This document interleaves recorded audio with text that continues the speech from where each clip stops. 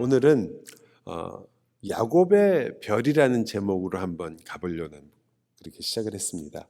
왜냐하면 오늘 이제 발람이 약속을 하고 그리고 하나님의 약속을 이야기하고 그리고 예언을 할 때 야곱의 별이라는 이야기가 등장하기 때문이죠. 자, 이 모든 일이 시작될 때 제가 항상 궁금한 것 중에 하나는 그 모압 왕이 왜 이렇게 벌벌 떨었을까라는 부분이에요. 사실 지금 역사적인 배경을 보면 그들이 떨 수밖에 없었다는 걸 조금 더 이해하실 거예요. 유명한 시인의 노래가 22장에 나오게 되는데요. 거기 보면 시혼이 너희들을 어떻게 했느냐를 이야기합니다. 여러분 제가 읽어드릴게요. 그러므로 시인이 읊어 이르되 너희는 헤스본으로 올지어다 시온의 성을 세워 견고히 할지어다. 헤스본에서 불이 나오며 시온의 성에서 화염이 나와서 모압의 아르를 삼키며 아르논 높은 곳의 주인을 멸하였도다. 자, 지난 시간 여러분이 계속 배워왔지만 지금 어떤 일이 벌어졌었냐면요. 발람과 발락 사건 전에 지금은 모압 얘기를 하는 거예요. 헷갈리지 마시고 모압. 그런데 모압 전에 아모리를 격파하고 올라왔거든요.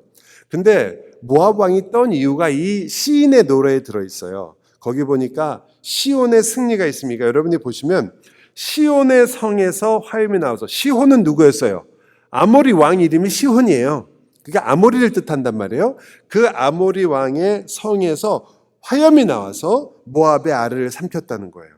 아르논 높은 곳의 주인을 멸하였도다. 이 말은 무슨 뜻이냐면 아모리가 바로 전에 모압이 통치하던 땅에 침략을 해갖고요.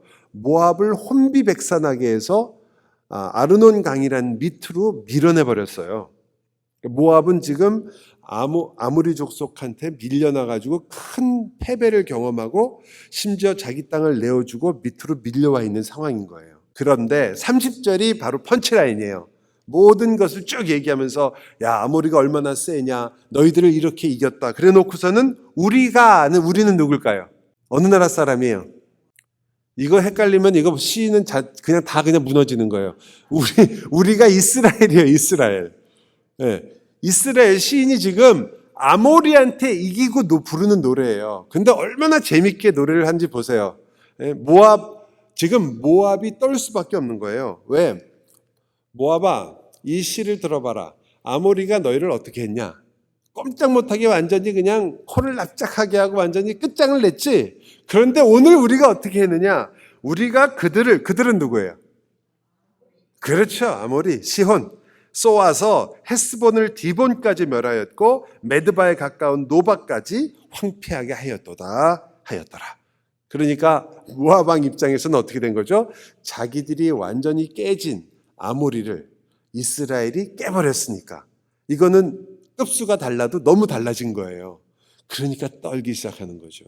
모압 왕으로서는 방법이 없다고 생각하는 거예요. 지금 시온의 승리를 보라 이스라엘의 승리를 보라. 이스라엘이 갈 수 있는 저기 그 아모리가 보이죠? 그게 아모리 땅이 아니었어요. 거기 위에까지도 모압이 거의 많이 가지고 있었는데 그 아모리 아르논 강이라고 보이세요?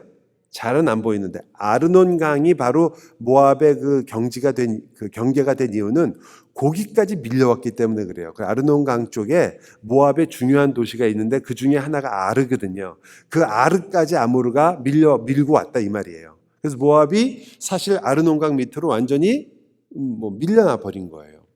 그런데 그곳을 지금 이스라엘이 들어갔어요. 첫 번째 학자들이 생각하는 길은 이 길이에요. 이것은 그 당시에 왕의 대로라는 유명한 길이 있습니다. 무역상들이 많이 다니던 그 길을 거꾸로 거슬러서 올라갔을 것이다. 에돔으로 가려고 하다가 어떻게 됐죠? 에돔 왕이 못 가게 했어요. 그래서 아마 그들이 모압으로 갔을 것이다. 근데 모압 왕이 지금 벌벌 떨고 있는 이야기를 생각해 보면 모압을 가로질러서 갔으면 서로 화친을 한 거 아니에요. 그렇죠? 생각해 보시면 이 부분이 성경에 없기 때문에 어디로 갔다는 길이 없어요. 그래서 학자들의 견해가 다양한데 그 중에 하나가 바로 이 모압 평지까지 가는 동안에 이 모압을 통해서 갔을 것이다라는 견해가 있어요. 그렇게 견해가 나온 이유는 이 길이 가장 많이 가는 길이고, 그리고 모압과는 이런 트러블이 전혀 없었고, 그래서 그 길을 가장 빠른 길로 올라갔을 것이다라고 본 학자들이 있어요. 문제는 그럼 모압 왕이 왜 떨었냐 이거죠. 자기들 나라 열어줘갖고 가게 해줬는데 떨 이유가 없잖아요. 그래서 또 하나의 그 길이 어떤 길을 간 거냐면, 간 것으로 보냐면, 이번에는 가데스바네아부터 출발해서 밑으로, 미디안 밑으로 해가지고 에돔을 피해서 뺑 돌아가지고 아모리로 갔을 것이다, 이렇게 보는 거예요. 이건 여러 가지로 훨씬 더 우리가 받아들일 수가 있는 건데, 왜 그러냐면 이스라엘 민족이 불뱀하고 노뱀에게 그 당했던 이유가 뭐였어요? 에돔을 피해서 멀리 그 광야로 돌아갔기 때문 아니에요. 그러니까 저렇게 멀리 돌아갔으니까 화를 낼 만도 하다. 아까 길에 비하면 거의 2배가 넘거든요. 이해가 가고, 또 하나는 모압을 지나치지 않고 갔기 때문에 모압으로서는 그 모든 것들이 편안한 줄 알았는데 아모리를 갑자기 공격해서 글로 들어가니까 모압이 큰 위협을 느끼게 된 거죠. 그래서 모압은 성경에 의하면 번민하였더라, 이렇게 얘기합니다. 모압이 번민했다. 그 모압이 번민한 이야기가 바로 모압 왕 발락이 이 일 때문에 고민을 하기 시작합니다. 자, 그러니까 여러분 지금 아모리와의 전쟁이 끼치게 된 영향이 얼마나 큰지 알고 모압이 왜 이렇게 벌벌 떠는지 어느 정도 아시게 된 거죠. 이제 모압 왕 발락은 엄청난 스트레스를 받게 된 겁니다. 그래서 그에게 한마디로 두려움과 근심이 그를 덮게 됐습니다. 그 두려움과 근심이 여러분도 그렇고 저도 그렇지만 두려움과 근심 자체가 무조건 나쁘다고 성경이 말하고 있지는 않아요. 여러분이 고린도후서 7장 10절을 제가 읽어드릴 테니까 한번 보세요. 하나님의 뜻대로 하는 근심은, 그러니까 근심 중에 어떤 근심이 있다는 거예요? 하나님의 뜻대로 하는 근심이 있어요.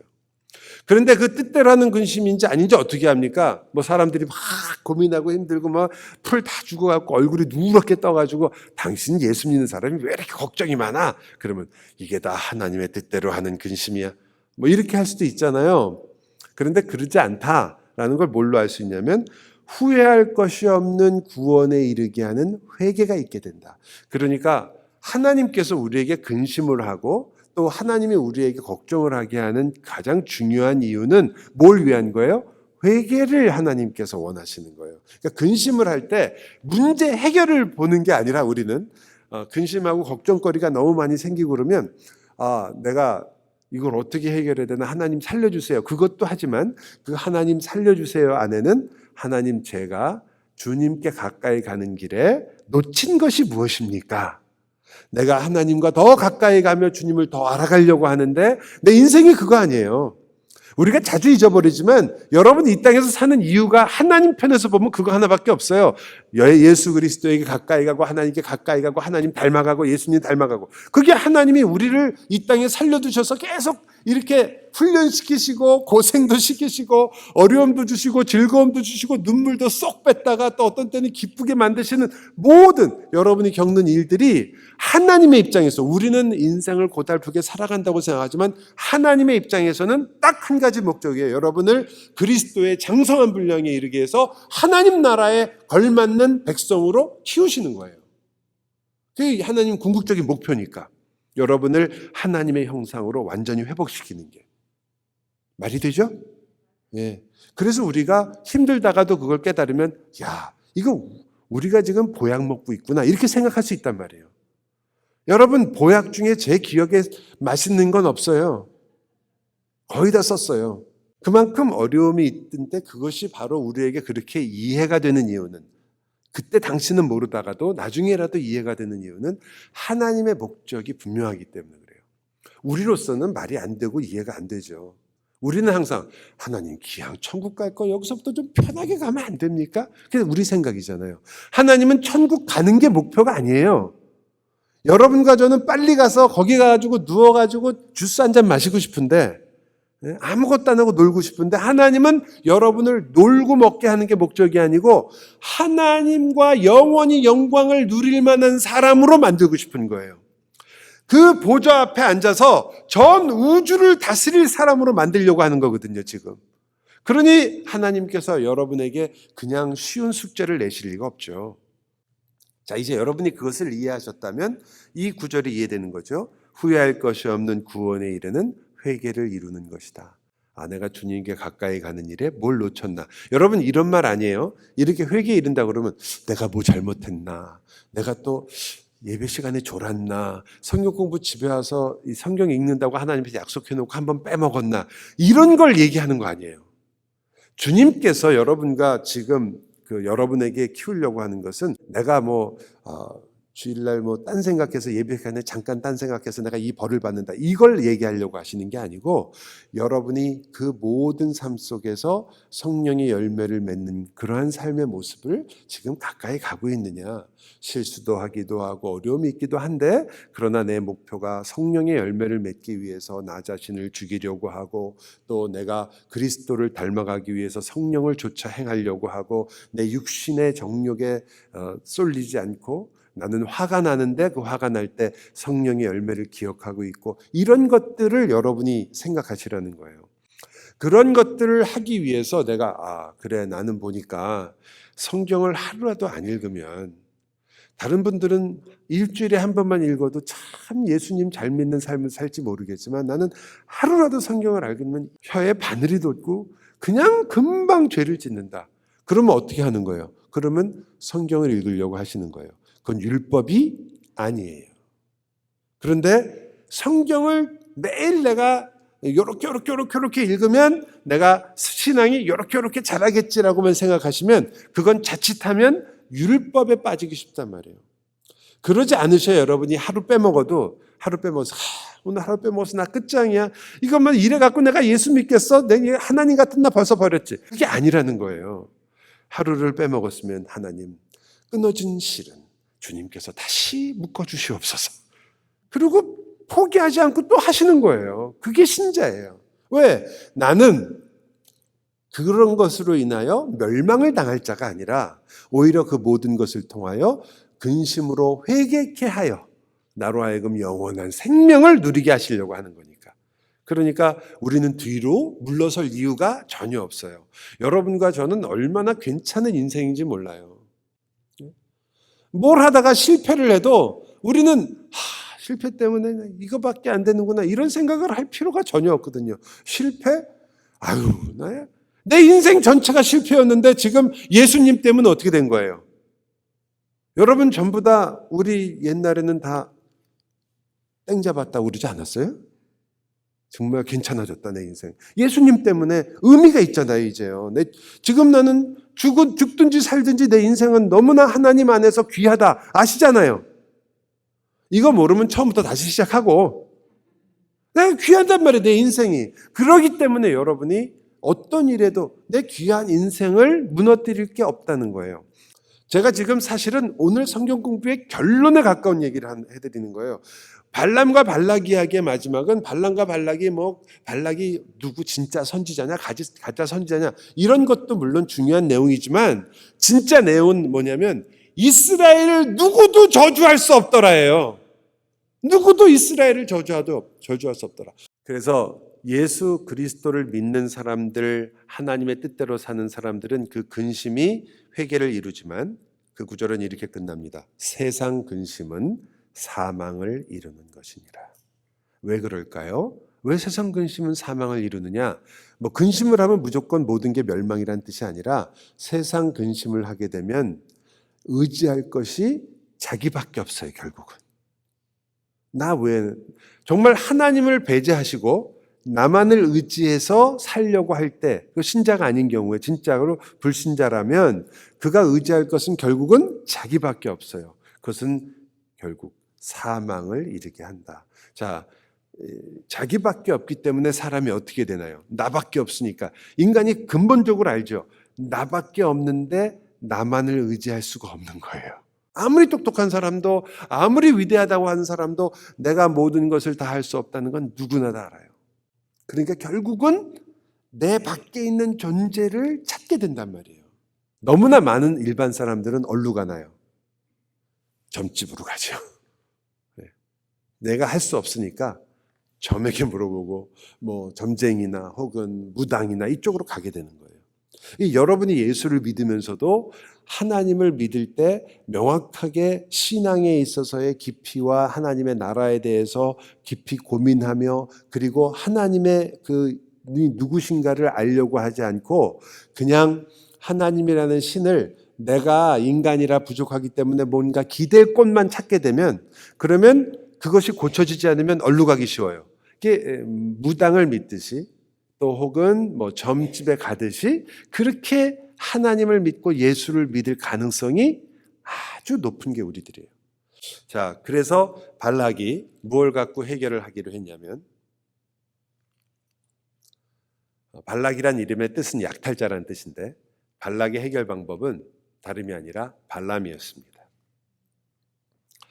발람에게 이렇게 말해요. 발람의 뜻은 파멸시키는 자, 디스트로이어라는 뜻이 있는데 이 둘 다 막상막하죠, 그죠? 하나는 약탈자, 하나는 파멸시키는 자, 큰 차이가 없습니다.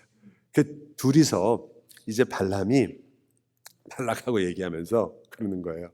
둘이서 얘기하는 거 보면 너무너무 재밌어요. 그러니까 아주 가장 신사적으로 서로 얘기하면서 가장 더러운 일을 하는 그런 스토리예요, 이게요.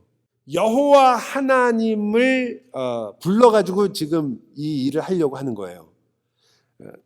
이게 얼마나 그 발락이 생각을 많이 했겠습니까? 그 자기들이 믿는 신도 있거든요, 그모스 신이.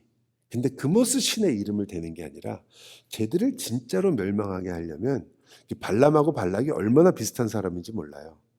쟤들 신으로 저주를 하면 되겠구나. 발람도 그렇게 하잖아요. 발람이 마지막에 성공한 이유가 이스라엘의 율법을 알고 있었기 때문에 성공하는 거거든요. 그거를 갖다가 넘어지게 해서, 이제 다음 주에 이제 공부하시게 시딤 사건이 나오겠지만 그런 것을 해서 그걸 한 거거든요. 그래서 이 발락이 그렇게 띄워주니까 발람이 뭐라고 이야기를 하냐면 온 사람들한테 부인하지는 않고, 그리고 이제 자기가 생각해 볼 테니까 한번 하룻밤 거기서 자라, 이런 얘기를 하게 되는데, 어쨌든 이 구절이 무엇과 정면으로 부닥치냐면요, 바로 아브라함과 맺었던 하나님의 언약과 정면으로 부닥쳐요. 그러니까 지금 발락은 발람을 하나님처럼 얘기하는 거예요. 자, 잘 아시는 구절이잖아요. 너를 축복하는 자에게는 내가 복을 내리고 너를 저주하는 자는 내가 저주하리니. 내가 누구예요? 하나님인데 지금 발락은 누구를 넣은 거예요? 발람을 넣은 거죠. 사실은 멋있게 말하고 있지만 하나님을 처음부터 거스르는 정도가 아니라 하나님하고 한번 해보겠다라는 생각이 있는 거죠. 지금 발락의 마음에 하나님에 대한 아무런 경외심이 없습니다. 그래서 그를 데려다가 저주하게 하자. 이 발락의 그 신앙의 모습이나 그의 삶의 모습을 보면 우리 모습이 발견되는데, 그 중에 마지막 하나가 인디안 기후제라고 아시죠? 인디안 기후제는 반드시 비가 오는 기후제예요. 인디안 기후제를 해서 비가 안 오는 적이 없어요. 그래서 언제나 비가 와요. 왜 그런지 아세요? 비가 올 때까지 하니까. 그러니까 당연히 비가 오죠. 비가 올 때까지 하는 게 인디안 기후제예요. 그런데 이 발락이 그런 사람이에요. 발람이 안 된다고 여러 번 얘기했어요. 2번이나 3번까지도 계속 이야기하잖아요. 언제까지? 저주할 때까지 저러는 거예요.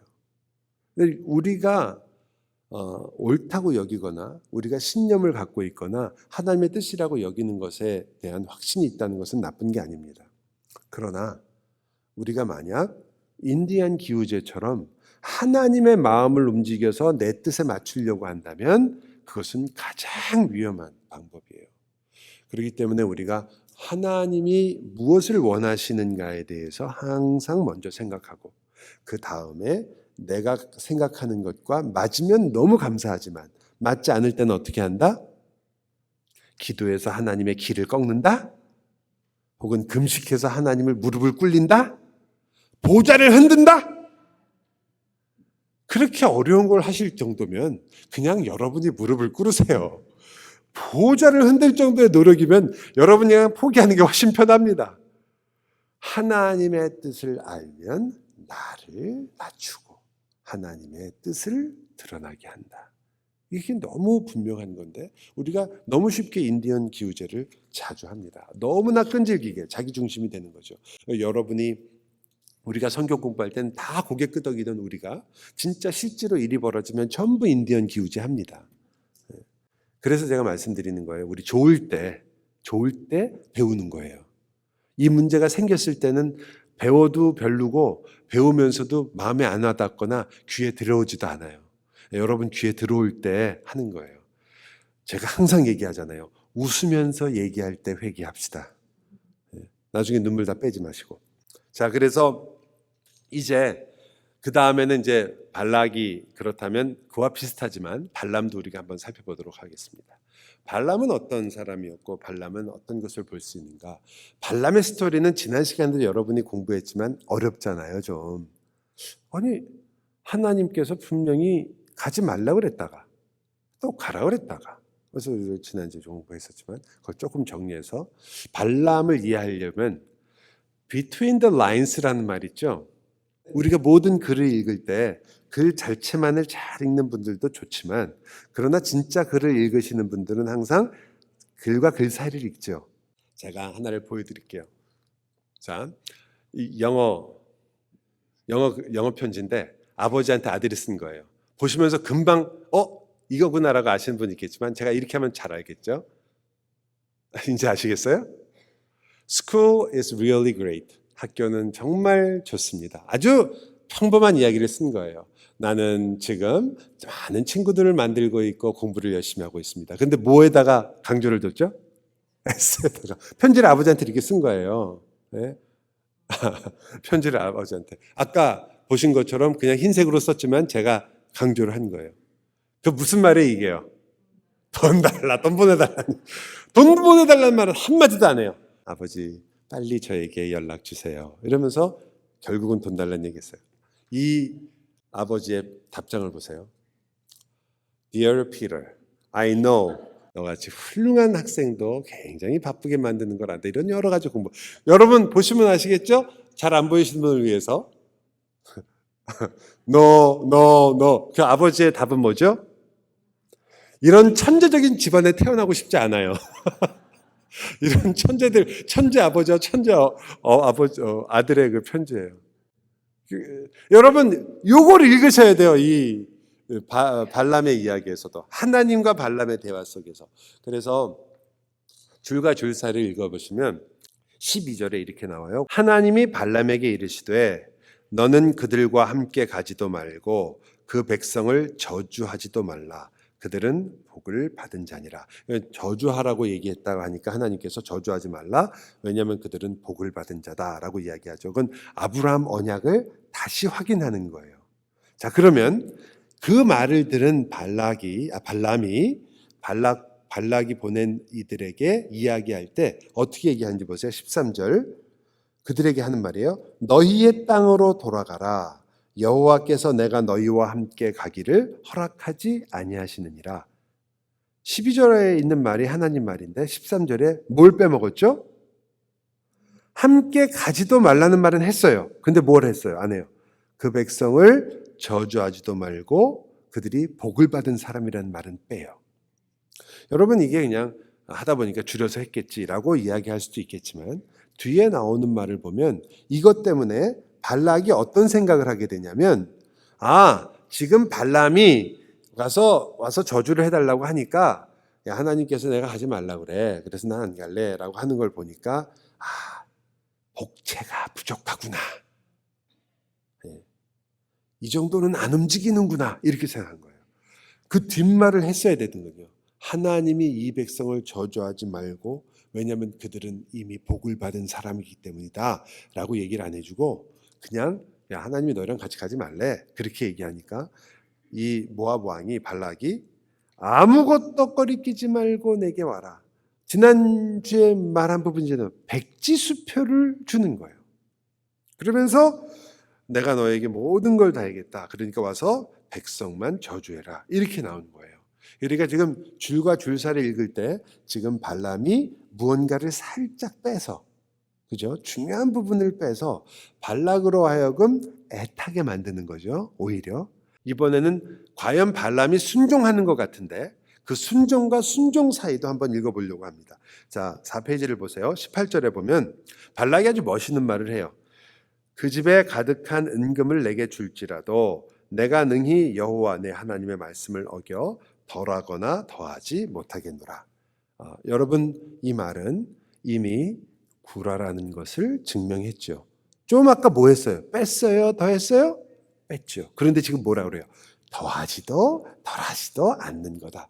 말씀을 어겨서 덜하거나 더하지 못하겠다. 그러면 어떻게 해야 돼요? 하나님께서 말씀하시는데 너희들 안 된다. 가라 이거거든요. 이제 더 이상. 그런데 그 다음 말이 뭐라고 말하냐면 그런즉 이제 너희도 이 밤에 여기서 유숙해라. 또 잘해요. 그리고 그 다음 말을 같이 한번 읽어보겠습니다. 여호와께서 내게 무슨 말씀을 더하실는지 알아보리라. 하나님께서 무슨 말씀을 더하시는지 이제 보세요. 이게 어려운 부분이에요. 저는 이 부분의 한글 번역이 너무 애석해요. 자, 20절이 하나님이 하신 말씀이에요. 그 사람들이 너를 부르러 왔거든. 일어나 함께 가라. 그러나 내가 내게 이르는 말만 준행할지니라. 그 전까지 분명히 가지 말라고 하셨는데 갑자기 가라고 하니까 우리가 다 가라고 해서 또 이번에는 가는데 나귀가 나타나가 나귀가 가다가 여호와의 사자를 만나서 가지 말라고 하나님이 진노를 하니까 말이 안 되는 거예요. 그런데 이거를 영어 성경은 조금 더 정확하고 우리나라 성경도 그 의미는 살렸지만 좀 강하게 살려야 돼요. 이렇게 넣어보세요. 만일 그 사람들이 너를 부르러 왔거든 일어나 함께 가라. 이렇게 만일이라는 말이 들어있어요 앞에. 자, 그런데 여러분도 아시겠지만 이게 가정법인데 만일에 왔으면 그러면 앞으로 그 사람들이 오게 되면 이 말이 되잖아요. 오건 오지 않건. 그런데 지금 왔어요 안 왔어요? 이미 왔단 말이에요. 이거는 지금 무슨 말을 하시려는 거냐면 야, 저들이 와서 너에게 부탁한 것이 내가 너에게 한 말보다 더 그게 크고 영광스럽고 대단하거든. 가라 이 말이에요. 말이 되죠? 네, 이게 무슨 말이지? 그래서 앞에 만일이라는 말을 여러분 성경에 이렇게 써놓으세요. 이렇게 읽으실 때 나중에 쓰게 만일이라고. 그래야지 이게 뜻이 쉽게 통하거든요. 아니면 아니 하나님이 왔다 갔다 하셔 왜 이렇게 그렇게 생각이 들죠. 절대 그럴 리 없어요. 왜냐하면 나중에 나오지만 여호와께서는 한번 말씀하신 것을 변하는 법이 없다는 말이 나오거든요. 나중에. 이건 그것과는 정말 그 해석상 굉장히 중요한 단어를 우리가 너무 소홀하게 지금 쓴 거예요.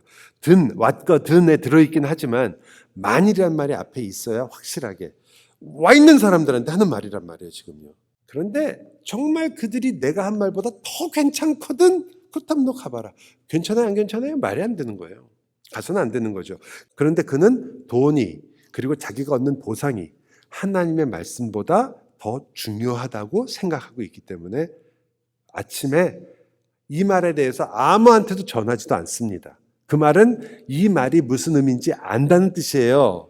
여호수아서 24장 9절입니다. 또한 모압 왕 십볼의 아들 발락이 일어나 이스라엘과 싸우더니 사람을 보내어 부올의 아들 발람을 불러다가 너희를 저주하게 하려 하였으나 다 이해하죠? 맞죠?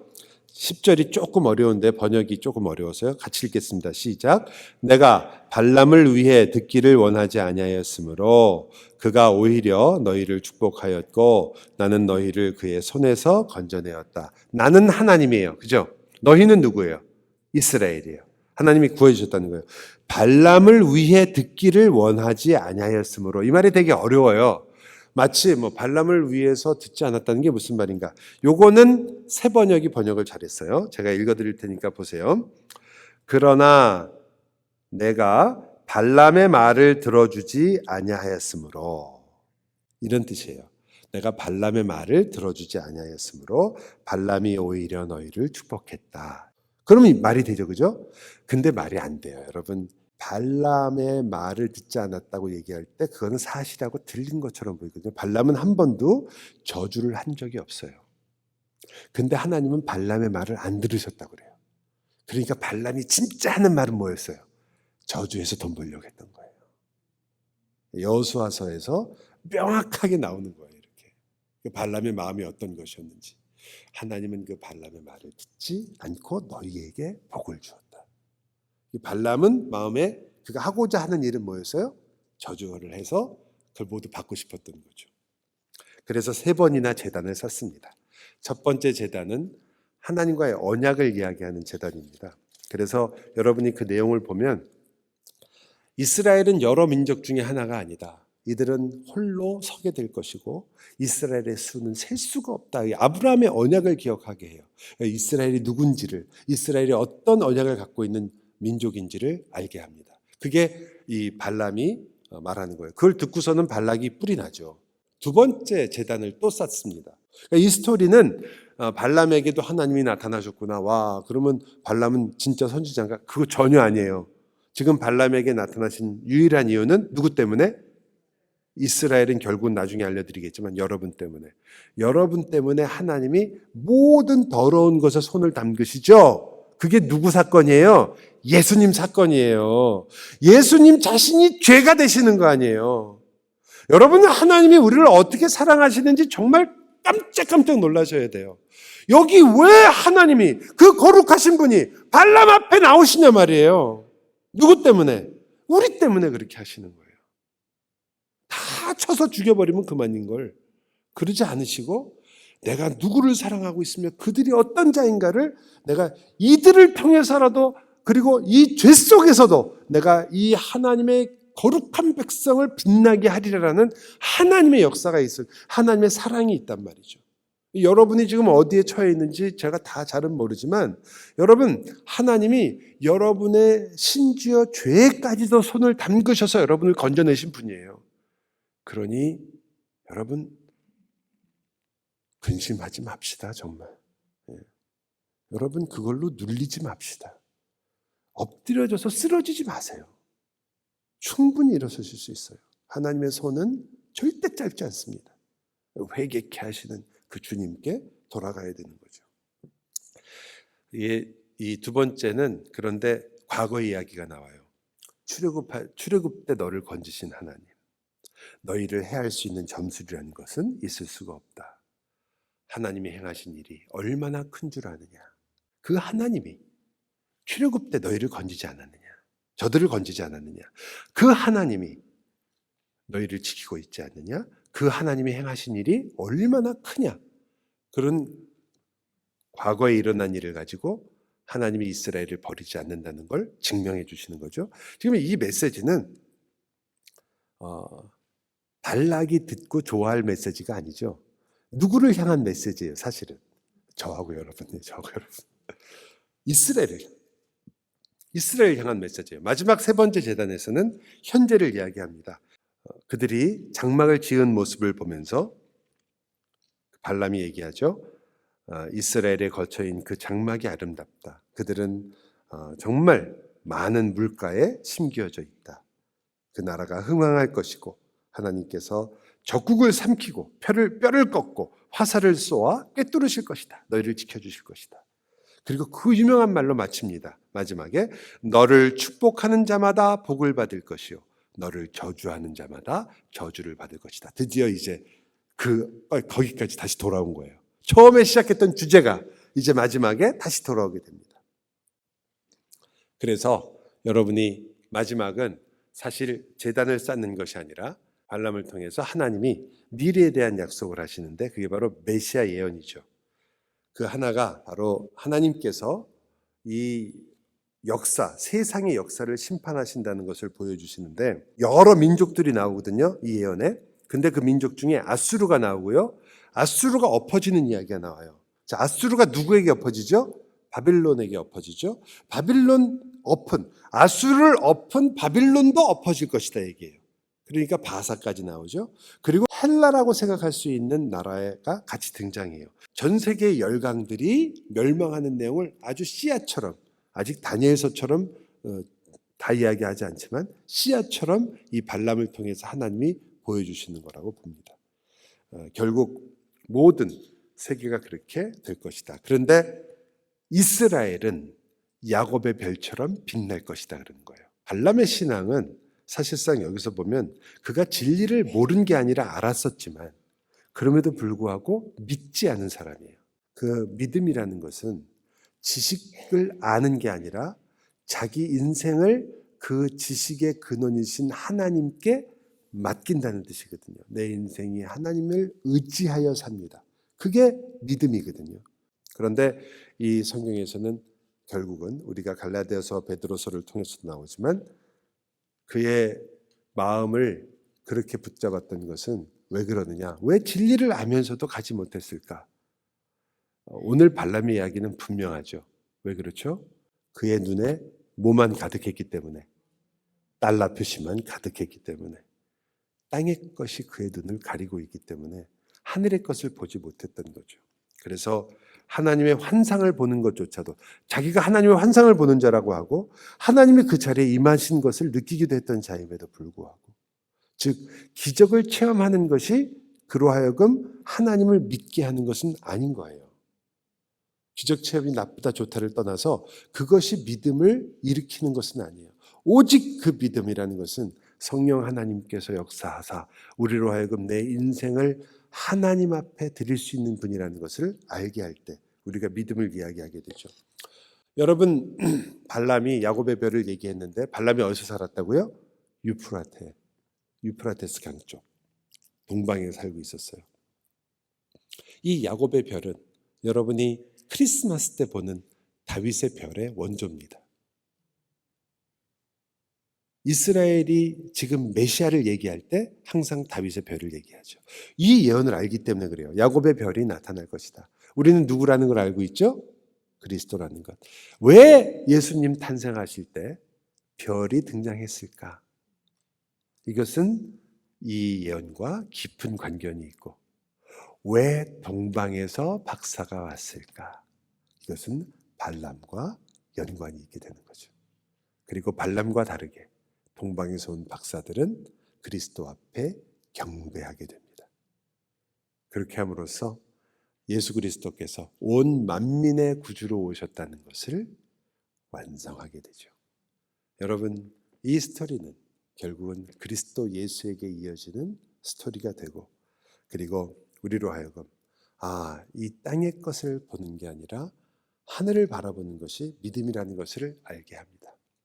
이제 참 이스라엘인 여러분에게 마지막으로 믿음이 무엇인가를 같이 읽으면서 마치려고 합니다. 같이 읽겠습니다.